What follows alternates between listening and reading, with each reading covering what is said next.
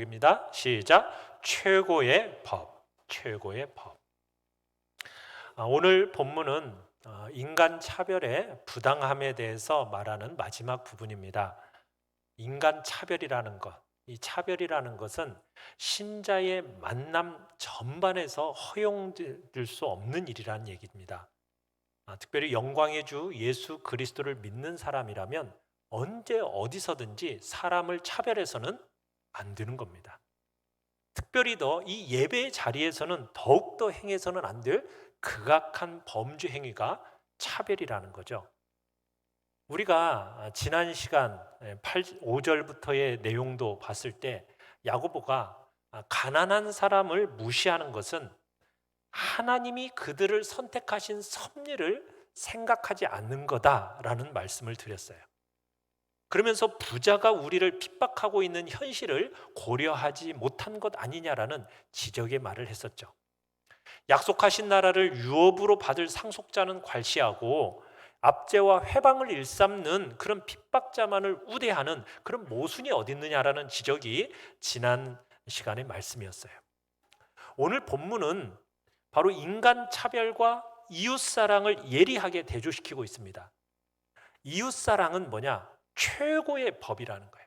이 최고의 법에 비추어 볼 때 인간 차별이라는 것은 용납될 수가 없다라는 거죠. 그걸 지금 규정하고 있습니다. 그러면서 야고보는 지금 여러 각도에서 인간 차별의 그 부당성에 대해서 이야기를 하고 계속 지적하고 있어요. 그냥 한 번 이야기하면 될 것 같은데요, 야고보는 그걸로 충분하지 않았던 것 같아요. 그래서 1절에 처음 차별하지 말라 딱 얘기해놓고서는 5절 이후에도 똑같은 주제로 다시 논증하고 오늘 또 본문 8절 이하로 또 다른 각도로 입증하고 있는 것을 보게 되는 겁니다. 자, 1번 같이 한번 읽어보겠습니다. 시작. 이웃을 사랑하든지 사람을 차별하든지. 지금 야고보는 구체적인 삶 속에서 신앙을 설명하기를 참 좋아합니다.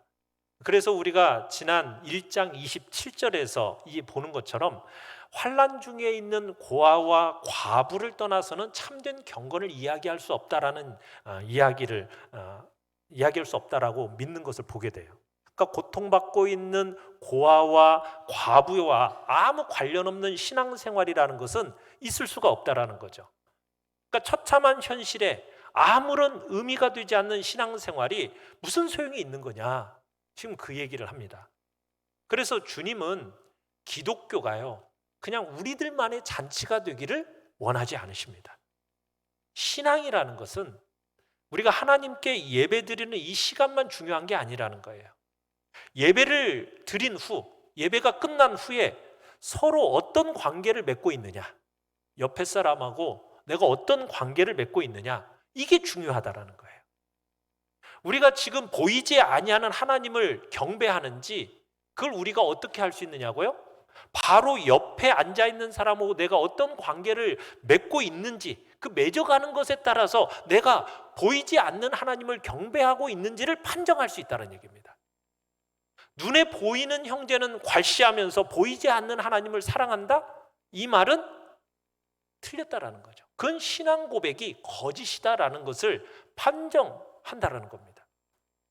자, 오늘 본문 8절에서 9절을 우리 다시 한번 읽어보도록 하겠습니다. 시작.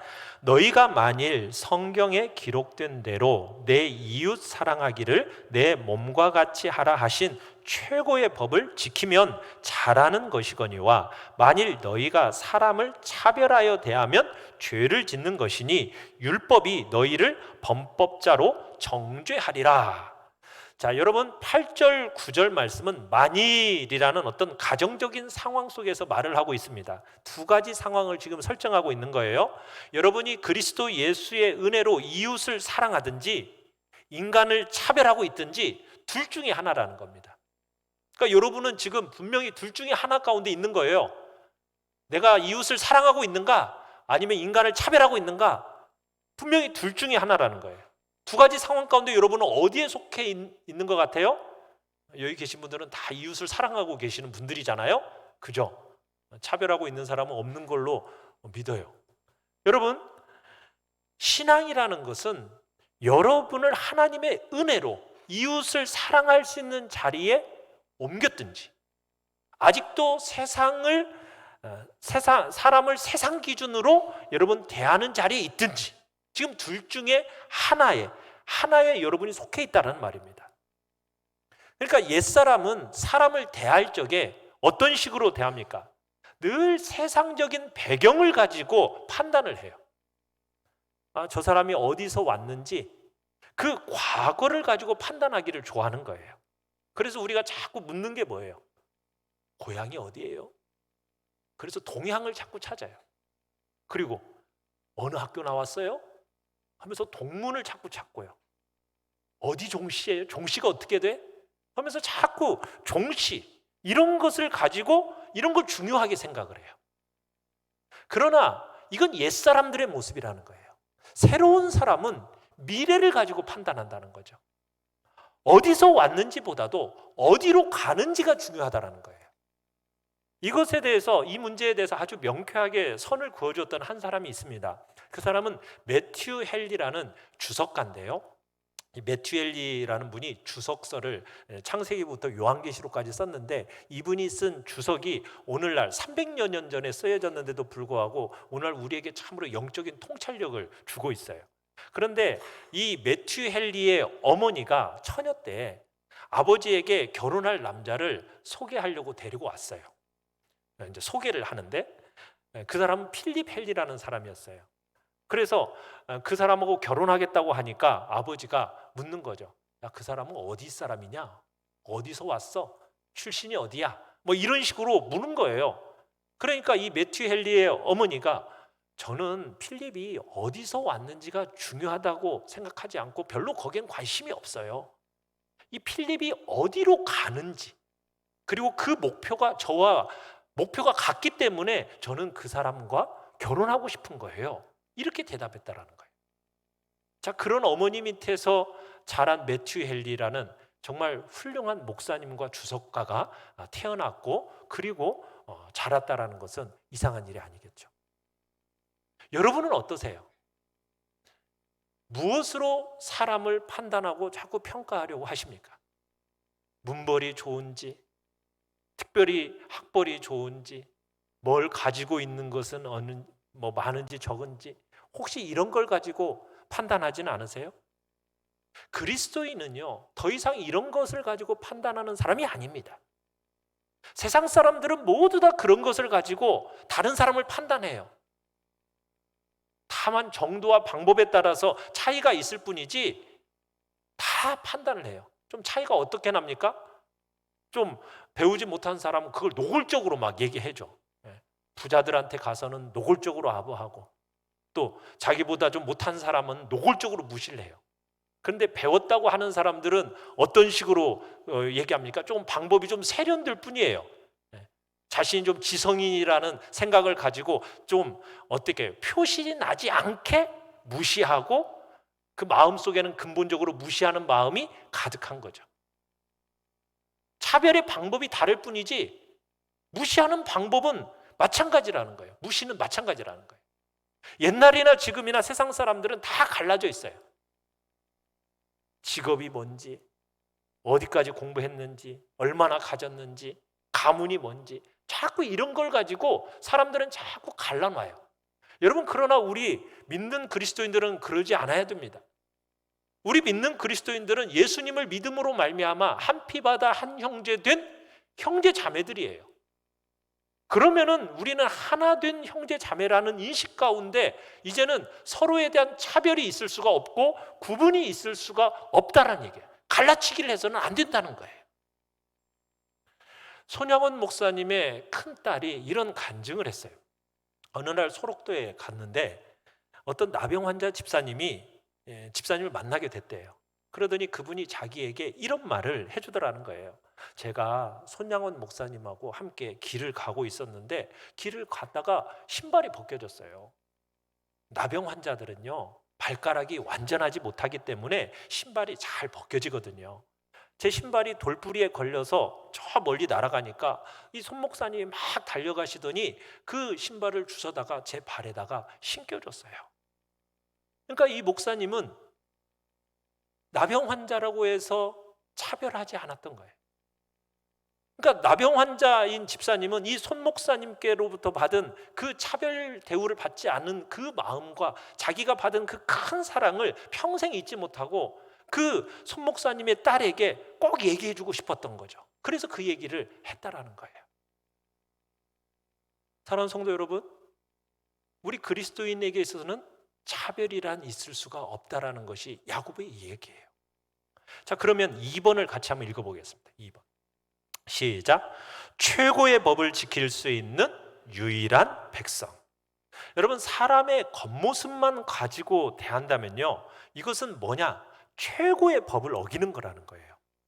그건 이웃사랑이라는 가장 최고의 법을 파기하는 죄다. 이것을 지금 오늘 본문에서 얘기하고 있는 겁니다. 여러분, 사람을 겉으로 보고 무시하는 것, 여러분, 이것은 최고의 법을 어기는 거라고 했는데, 여러분, 최고의 법이라고 되어 있는데 8절에 이 최고의 법이라는 것이 영어로는 뭐라고 얘기하면 royal law 이렇게 얘기하고 있어요. 무슨 얘기예요? 로열이 무슨 뜻이죠? 왕의, 왕실의, 왕에게 어울리는 이런 뜻이에요. 그러니까 이 최고의 법이라는 말은 뭐예요? 법 중에서도 정말 이웃사랑의 법은 왕의 법이라는 거예요. 왕의 법. 그러니까 이웃사랑이라고 하는 법은 성경의 모든 법 중에서도 가장 뛰어난 법이란 얘기죠. 말하자면은 율법에도 여러 등급이 있는데 이웃사랑이라는 법은 가장 뛰어난 법이다. 왕 되신 예수 그리스도께서 주신 법인데 동시에 그 나라의 백성들, 왕 같은 제사장들, 그들만이 지킬 수 있는 법이다. 지금 그 얘기를 하고 있는 겁니다. 내 이웃을 뭐처럼? 내 자신같이 사랑하라. 근데 이 명령을 누구나 다 지킬 수 있는 법이 아니라는 거예요. 누구만 지킬 수 있는 법이다? 왕 같은 사람, 왕 같은 제사장인 신자들만 지킬 수 있는 법이다. 그렇다고 신자들이라고 해서 다 지킬 수 있는 법이냐? 그건 아니에요. 신앙의 결단이 필요한 겁니다. 다윗이 기도했어요. 시편 17편 3절에 이렇게 기도했어요. 내가 결심하고 입으로 범죄하지 아니하리이다. 그러니까 여러분이 결단을 하셔야 된다는 거예요. 어떤 결단이요? 신앙의 결단이 있어야 돼요. 내가 사람을 차별하지 않고 내 이웃을 내 자신처럼 사랑하겠다라는 여러분 그런 신앙의 결단이 우리 안에 있어야 된다는 거예요. 그래서 신앙인은 사람 차별이라는 이 죄라는 것이 우리의 마음속 깊이 여러분 인식할 수 있는 유일한 사람이라는 거예요. 그래서 예수님은 자기 제자들을 바라보면서 그랬죠. 너희는 세상의 소금이다. 너희야말로 세상의 빛이다. 이렇게 말씀하시면서 너희들이야말로 이 왕의 법을 지킬 수 있는 정말 존재들이고 하나님이 주신 이 최고의 법을 지킬 수 있는 유일한 백성은 바로 너희 하나님의 자녀들이다. 지금 그렇게 얘기하신 거예요. 세상 사람들은 다 인간을 차별하지만 너희 신자들은 달라야 한다는 거예요. 하나님의 백성이 여러분 기도하면서 영으로 하나님의 영으로 살아간다고 한다면 그 사람은 죄의 자리에 빠지지 않아야 되는데 바로 사람을 차별하는 자리에 있어서는 안 된다는 거죠. 여러분 10계명이 총 몇 개의 계명이죠? 10개죠. 10계명이니까 10개죠. 자, 10개의 계명을 나눌 수 있어요. 자, 두 부분으로 나눌 수 있는데 어떻게 나누죠? 1에서 4까지, 그 다음에 5에서 10까지. 자, 그런데 이 5에서 10가지의 계명을 한마디로 요약하면 우리 예수님이 뭐라고 얘기했어요? 내 이웃을 내 자신같이 사랑하라. 이 속에 다 들어있다라고 말할 수 있다고 그랬어요. 그러니까 이웃을 자기 몸과 같이 사랑한다. 여러분, 이 사랑하는 사람은 사람들 사이에 지켜야 하는 모든 법을 다 지킨 사람이라는 거예요. 율법을 다 이룬 사람인 거예요. 한 걸음 더 나아가서 하나님을 사랑하라는 명령도 성취했다. 이렇게 얘기하고 있어요. 왜요? 1계명에서 4계명이 잘 지켜졌는가 하는 이 여부는 뭘 보면 알 수 있다고요? 5에서 10계명까지 잘 지켰는지를 보면 그 1계명에서 4계명까지를 잘 지켰는지가 나타난다라는 거예요. 그러니까 눈에 보이지 않는 하나님을 사랑한다라는 것이 보이는 사람을 어떻게 대하느냐에 의해서 결정된다는 얘기예요. 그래서 여러분 뭐 기도를 이렇게 시켜가지고는 그 사람에 대해서 진짜 신자인지 가짜 신자인지 우리가 잘 몰라요. 왜요? 뭐 말은 이게 좋은 말, 기도할 때는 어쨌든 좋은 말만 골라 쓰잖아요.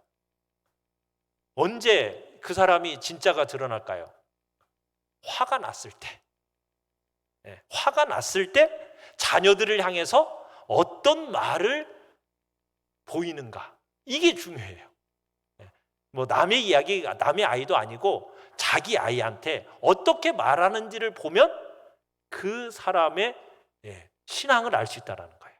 그 사람의 신앙이 성숙했는지 아직 성숙하지 못했는지. 하나님의 백성들이 모인 자리에서야 언어를 골라 사용하기 때문에 혀가 얼마만큼 통제되는지 잘 알 수 없어요. 그런데 일상생활 속에서 특별히 언제요?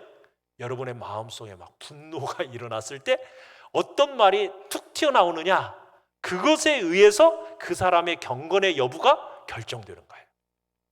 어떤 말이 나와요? 여러분의 신앙의 성숙을, 척도를, 여러분의 그걸 측정할 수 있는 그 척도예요. 자, 그러면 3번을 같이 한번 읽어봅시다. 3번 시작. 우리가 어떻게 범죄자가 되는가? 자, 이웃을 사랑하면은 모든 법을 다 이루었다, 이렇게 지금 성경은 말하고 있어요. 그러나 만약 우리가 사람을 차별하고 있다면 율법은 우리를 뭐로 규정한다라고 지금 9절에 얘기하고 있습니까? 율법이 너희를 범법자로 규정할 거다, 이렇게 결론을 내리고 있어요. 그러니까 사람을 차별하는 것은 여러분 그냥 넘어가도 되는 거예요, 아니에요? 그냥 넘어가서는 안 된다라는 거예요. 이 사람을 차별하는 죄가요, 천국 법정에서 심판을 받아야 하는 죄라는 거예요. 사람을 차별하는 것은 율법을 어긴 죄이기 때문이라는 거예요. 왜? 모든 율법은 그 핵심은 뭐예요? 하나님을 사랑하고 이웃을 사랑하는 거예요. 사람들과의 관계 속에서의 율법의 핵심은 뭐예요? 내 이웃을 내 몸처럼 사랑하라는 거예요. 그러니까 모든 율법은 이 왕의 법에 딱 걸려 있는 거예요. 근데 사람 차별은 바로 이 왕의 법에 걸린 죄라는 거죠. 그러니까 사람을 차별하는 것은 율법과 왕의 법을 어긴 것이기 때문에 여러분들이 사람을 차별하는 것이 그냥 율법 중에서도 어느 모퉁이 부분을 내가 어긴 것은 아닐까? 여러분 이런 생각을 한다면 이런 질문에 대해서 상세하게 설명한 것이 오늘 본문 10절 11절이에요. 우리 같이 한번 읽어봅시다. 10절 11절 시작. 누구든지 온 율법을 지키다가 그 하나를 범하면 모두 범한 자가 되나니 간음하지 말라 하시니가 또한 살인하지 말라 하셨은즉 내가 비록 간음하지 아니하여도 살인하면 율법을 범한 자가 되느니라. 자, 여기에서 지금 두 가지 측면에서 어떻게 율법이 우리를 범죄자로 규정하는지를 지금 보여주고 있는데요. 자, 10절은 율법을 준수해야 하는 사람의 입장에서 우리가 어떻게 범죄자가 되는가를 보여주고 있고요. 11절은요, 율법을 주신 분의 입장에서 우리가 어떻게 범죄자가 되는지를 규정해주고 있어요. 10절을 다시 한번 보시면은 누구든지 온 율법을 지키다가 이렇게 얘기하고 있죠. 그러니까 준수해야 할 사람의 입장에서 지금 보고 있는 겁니다. 율법을 준수해야 할 사람의 입장에서 모든 법을 지키다가 하나를 못 지키면 어떻게 된다고요? 율법 모두를 범한 자가 된다, 이렇게 얘기하고 있어요.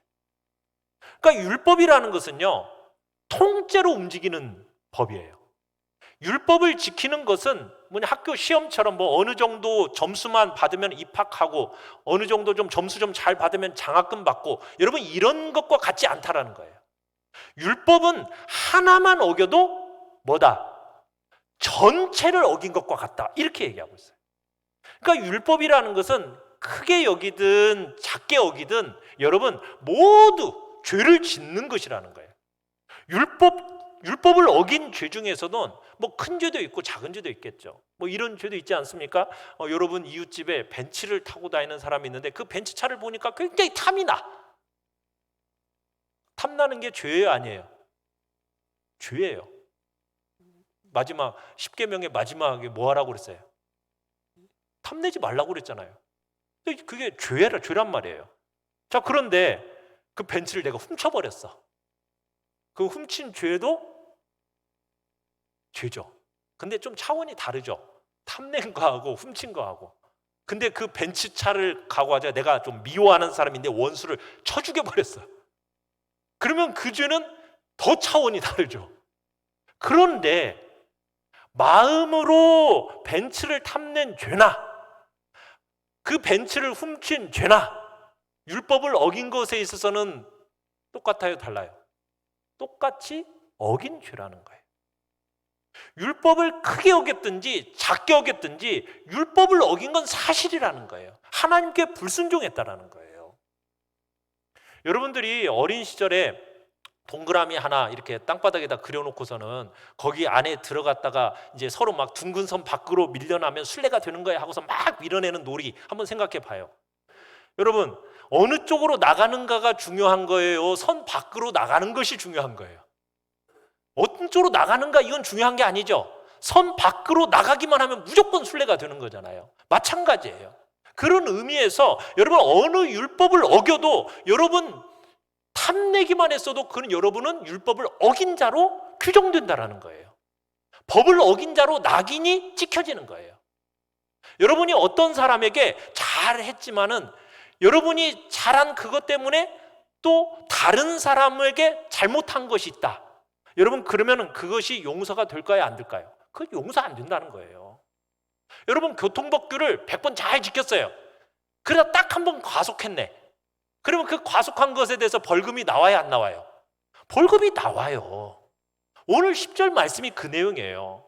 그러니까 뭐냐면 사람을 차별하는 것은 별로 큰 죄가 아니다라고 하면서 그냥 넘어갈 수 있는 게 아니라는 거예요. 그 생각이 잘못된 생각이라는 거죠. 사람을 차별하는 것은 율법의 한 조항을 범하면 모두 범하는 것이라는 측면에서 결코 쉽게 넘어갈 수 있는 죄가 아니다. 지금 이 얘기를 야고보가 하고 있는 거예요. 그러면서 11절을 보세요. 거기서는 율법을 주신 자의 관점에서 이제 우리가 어떻게 범죄자가 되는지를 이제 설명을 하고 있는데 야고보가 하나를 어겨도 모든 율법을 엉긴 것이라는 이 원리를 지금 뭘 예로 들어서 설명을 하고 있어요? 간음과 살인이라는 예로 들어서 지금 설명을 하고 있어요. 그러니까 야고보가 특별히 이 간음과 살인이라는 예로 든 것은 여러분 구약 성경에서 인간 관계의 죄 중에서요 사형에 해당되는 죄가 어떤 죄예요? 바로 이 간음죄와 살인죄입니다. 그런데 지금 야고보가 사형죄에 해당되는 이 간음과 살인을 통해서 율법 하나를 어기면 율법 전체를 어기는 것이라는 이 원리를 지금 확실하게 예증해 주고 있는 겁니다. 간음한 사람이 살인을 하지 않았다고 해서 율법을 어긴 겁니까? 어기지 않은 겁니까? 율법을 어긴 거잖아요. 살인한 사람이 간음을 하지 않았다고 해서 율법을 어긴 거예요? 율법을 안 어긴 거예요? 율법을 어긴 거라는 거예요. 왜? 간음을 하지 말라고 말씀하신 그 동일하신 분이 살인하지 말라고 하셨기 때문에 내가 만일 간음하면 살인하지 않았어도 그게 하나님의 뜻을 어긴 것이다. 지금 그렇게 얘기하고 있는 거예요. 그러니까 나는 다른 거 다 지켰는데 그거 하나만 못했어. 이게 변명거리가 된대요? 안 된대요? 안 된다는 거예요. 하나만 어겨도 우리는 범죄자가 된다는 거예요. 그래서 우리가 우리의 의로서는 하나님 앞에 설 수가 없다는 말이 여기서 나오는 거예요. 아무도 하나님 앞에 우리가 설 수 없는 거예요. 여러분들이 그렇게 생각할 수도 있어요. 뭐 사람 차별하는 건 뭐 별거 아니야. 세상 살다 보면 뭐 언제든지 우리가 사람을 차별할 수 있는 거지. 그게 뭐가 그렇게 그냥 별나게 이렇게까지 생각해? 맞는 말이에요? 틀린 말이에요? 이 생각 잘못된 거라는 거예요. 지금 얘기하는 게 사람 차별이라는 것은 율법을 어긴 죄다. 그런데 오늘 본문은 우리가 만일 인간을 차별한다면 그것은 무엇을 범한 죄냐? 가장 큰 법, 왕의 법인, 가장 고귀하고 존귀한 가장 이 최고의 법인 왕의 법을 어기는 죄다. 지금 얘기하고 있는 거예요. 그냥 보통 법을 어긴 게 아니라는 거예요. 최고의 법, 가장 뛰어난 최고의 법, 왕의 법을 어긴 죄인이라는 거예요.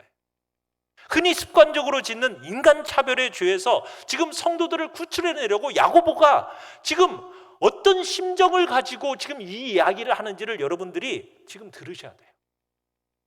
얼마나 심각하게 이 차별죄가 큰지 동일한 주제를 가지고 1절에 그냥 차별하지 말라 이렇게 해놓고 끝나지 않고 그 내용을 끊임없이 예증을 들면서 7절, 8절, 13절까지 지금 차별에 대한 이야기를 하고 있는 거예요. 왜? 인간 차별이라는 게 그렇게 심각한 문제이기 때문이라는 거죠. 이것이 신앙의 근본이 흔들리는 문제이기 때문에 지금 야고보가 이 문제를 아주 심각하게 다루고 있는 거예요. 모든 율법을 어기느냐 지키느냐라는 문제라는 거예요. 이웃을 사랑하면 모든 율법을 이룬 자로서 칭찬받을 만하지만 사람을 소홀히 대하면 그 법 중에서 가장 뛰어난 법, 가장 최고의 법, 왕의 법을 어긴 범죄자가 된다. 범법자가 된다. 그러면서 우리에게 이웃사랑이라는 이 최고의 법을 주신 하나님을 여러분 무시하는 죄, 범하게 된다. 우리가 이웃사랑이라는 것에 대해서 지금 너무나도 강조하면서 차별하지 말 것을 지금 심각하게 야고보는 얘기하고 있는 겁니다. 그러면서 4번 같이 한번 읽어봅니다. 4번 시작. 말과 행위를 하나님의 심판 아래 두라. 여러분 이어서 인간을 비하하는 말, 인간을 정말 이렇게 차별하는 행위, 이것에 하나님의 심판의 대상이다라는 걸 밝히고 있어요. 우리 12절 같이 한번 다시 한번 읽어보겠습니다. 12절 시작. 너희는 자유의 율법대로 심판을 받을 자처럼 말도 하고 행하기도 하라. 여러분 예수님을 믿는 사람과 안 믿는 사람의 가장 큰 차이가 뭔지 아세요? 가장 큰 차이는 예수님을 믿지 않는 세상 사람들은요 최후의 심판을 염두에 두지 않고 살아가는 사람들이에요. 내일의 심판을 두려워하지 않습니다. 그냥 오늘의 삶을 그냥 캐세라 세라, 무슨 말입니까? 될 대로 되라, 이런 식의 삶이 세상 사람들의 살아가는 삶의 방식이에요. 그러나 우리 믿는 사람들은 어떤 사람들이에요? 다가오는 심판을 의식하며 살아가는 사람들입니다. 그래서 처신을 달리하는 거예요. 무슨 말을 하든지 무슨 행동을 하든지 뭘 염두에 두고 살아가는 사람이에요? 최후의 심판을 염두에 두고 살아가는 사람들이 성도인 거예요. 여러분 마태복음 12장 36절로 37절을 우리 같이 한번 읽어보겠습니다. 시작. 내가 너희에게 이르노니 사람이 무슨 무익한 말을 하든지 심판 날에 이에 대하여 신문을 받으리니 내 말로 의롭다함을 받고 내 말로 정죄함을 받으리라. 여러분 누가 한 말일까요? 마태복음이니까 예수님이 직접 하신 말씀이세요. 사람이 무슨 쓸데없는 말을 하든지 그 말한 것을 가지고 심판 날에 신문을 받을 거라는 거 경고를 하시는 거예요. 여러분의 입에서 나오는 그 말 한마디 한마디가 어떤 사람은 의롭다함을 받고 어떤 사람은 정죄함을 받게 된다는 거예요. 그렇기 때문에 여러분 신앙인은요 항상 하나님의 그 공의로운 심판을 염두에 두고 살아가는 거예요. 말 한마디 할 때에도 어떤 행동을 하나 할 때에도 그 심판을 염두에 두고 결정해야 된다는 거예요. 한날 심판이 있을 것을 믿으면 여러분 삶의 태도가 어떻겠어요? 달라지겠죠. 그렇지 않겠어요? 하루하루의 삶이 진지해지겠죠. 삶의 일반적인 태도만이 아니라 삶의 순간순간이 달라지지 않겠습니까? 하나님의 심판대에 설 것을 생각한다면 어떻게 우리가 예배 때 옷 잘 입고 오는 사람은 여기 앉으라 각별하게 신경 쓰고 차림새가 별 볼 일 없는 사람은 어디 앉든지 말든지 신경도 안 쓰는 그런 일이 어떻게 일어날 수 있겠느냐고 야고보가 그렇게 얘기한 거예요. 여러분 멋진 외제 고급 승용차를 타고 오는 딱 들어오잖아요. 그럼 모두 다 관심을 딱 갖고 가까운 곳에 주차를 하라고 하고 좀 별 볼 일 없는 차를 탁 타고 오면 저 멀리 주차하라고 하는 그런 동네가 있어요. 어딘지 아세요? 호텔 가보셨어요? 호텔에 가보면 딱 그런 표가 나요. 여러분 교회에서는 그렇게 해서는 안 되죠. 심판을 의식하면 그런 일이라는 건 도무지 있을 수가 없다는 거예요. 그런 행위는 다가오는 심판을 망각했을 때 가능한 거죠. 그러니까 우리는 내 이웃을 내 몸처럼 사랑하라는 이 왕의 법을 지키느냐 지키지 않느냐가 바로 하나님의 법정에서 심판받을 것임을 심각하게 여러분 생각하시면서 기억하시면서 우리는 이웃사랑, 그리고 사람을 차별하지 않겠다라는 그런 결단이 우리 안에 있어야 한다는 얘기입니다. 5번 같이 한번 읽어요. 5번 시작. 최고의 법의 진수인 긍휼. 자, 여러분, 사람을 차별하는 것이 왜 그렇게 심각한 죄가 됩니까? 여기까지 얘기했을 때 사람을 차별하는 죄는 어떤 법을 어긴 것이기 때문에? 최고의 법, 왕의 법을 어긴 것이기 때문에 그래서 심각한 죄라고 얘기하면서 특별히 13절에 긍휼을 베풀지 않는 죄악이기 때문이다라고 얘기해요. 12절은요 명령문이에요. 13절은 설명문입니다. 그러니까 12절의 명령을 근거로 해서 13절이 나오고 있는 거예요. 그러니까 왜 우리의 말과 왜 우리의 행동이 이 자유의 율법대로 심판받을 자임을 명심해야 하는가? 자, 13절을 같이 한번 읽어보겠습니다. 13절 시작. 긍휼을 행하지 아니하는 자에게는 긍휼 없는 심판이 있으리라. 긍휼은 심판을 이기고 자랑하느니라. 자, 왜 우리가 그렇게 하는지 두 가지 측면에서 지금 설명을 해주고 있는데요. 우리가 자유의 율법대로 심판받을 자처럼 처신해야 할 첫 번째 이유는 만약에 긍휼을 행하지 않으면 여러분이 뭘 받게 된대요? 긍휼 없는 심판을 받게 될 거라는 무서운 경고 때문에. 여러분이 살면서 다른 사람들을 대할 때 가차없이 이렇게 말하는 사람들 있죠. 너 나한테 한 번 걸리면 너 끝장인 줄 알아? 이렇게 말하는 사람들이 있는데 그럼 가끔 있어요. 여러분, 예수 믿는 사람은 그런 말 하면 돼요, 안 돼요? 안 돼요. 만약 하나님이 여러분 보고 너 나한테 한 번 걸리기만 하면 너 끝장날 줄 알아? 여러분, 이렇게 말씀하시면은 여기 남아있을 사람 몇 명이나 있어요? 아무도 없어요. 다 지옥 가는 거예요. 형제자매를 향해서 내 마음에 안 든다고 해가지고 냉정하게 한마디로 끊어버린다? 만약 하나님이 여러분을 가차없이 여러분 처단하신다라는, 여러분 이것을 생각하라고 지금 얘기하는 거예요. 여러분, 13절 한 절에 가장 많이 나오는 단어가 무슨 단어예요? 긍휼이라는 단어만 지금 3번이나 나오고 있어요. 반복되어 나오고 있어요. 그만큼 중요한 말이라는 거죠. 이렇게 반복적으로 이 단어를 사용을 통해서 예수 믿는 사람은 과연 어떤 사람인지에 대해서 얘기하고 있는 거예요. 성도는 어떤 사람이냐? 긍휼히 여기는 사람이 성도라는 거예요.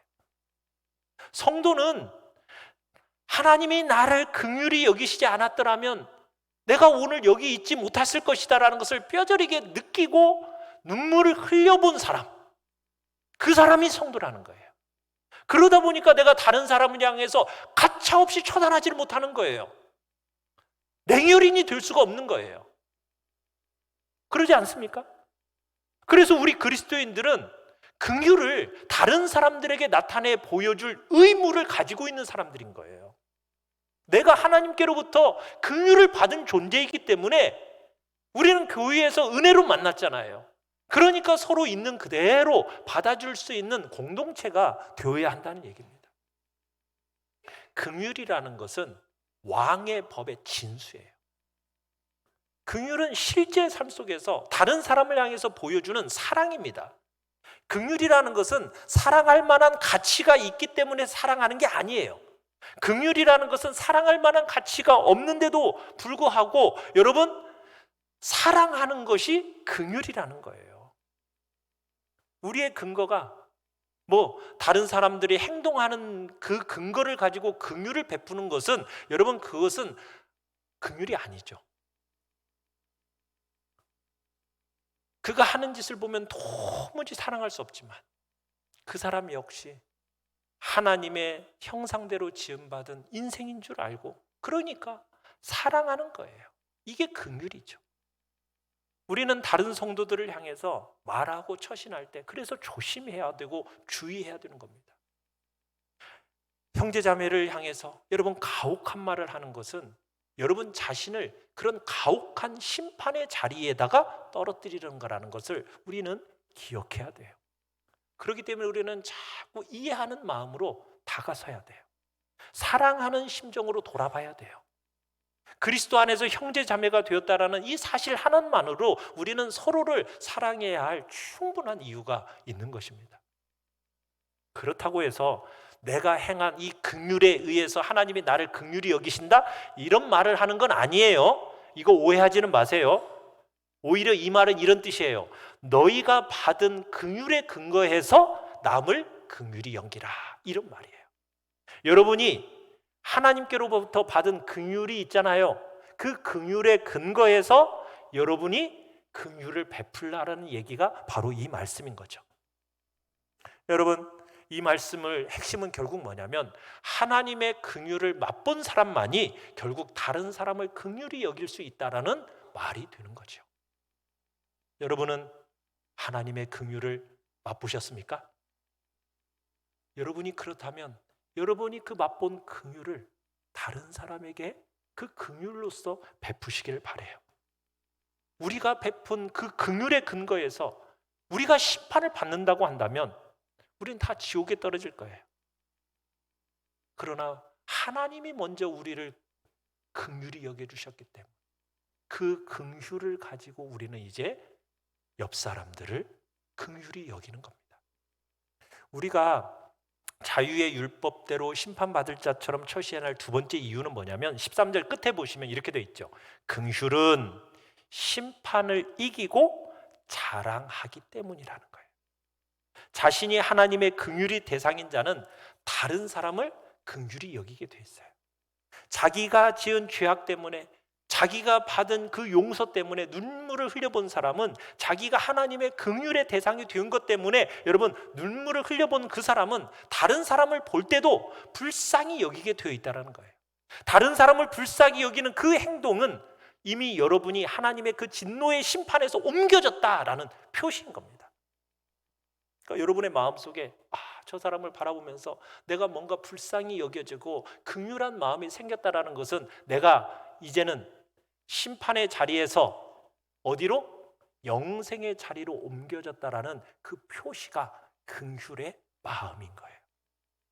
여러분이 뭐 하나님의 자녀가 되었다라고 입술로 막 신앙의 고백을 한다 할지라도 여러분의 삶에서 긍휼의 모습이 나타나지 않는다면 그 사람은 진짜 믿었다라고 볼 수 있을까요? 없을까요? 말로는 그럴지 모르지만 그 사람은 진짜 신앙인이 아니라는 거예요. 마음으로 믿어 입으로 시인하여 구원에 이르느니라? 그렇다면 그것이 진실이라는 것을 다른 사람을 향해서 긍휼의 마음을 보여주고 긍휼을 처신함으로 말미암아 확인하라는 거예요. 확인되어야 된다는 거예요.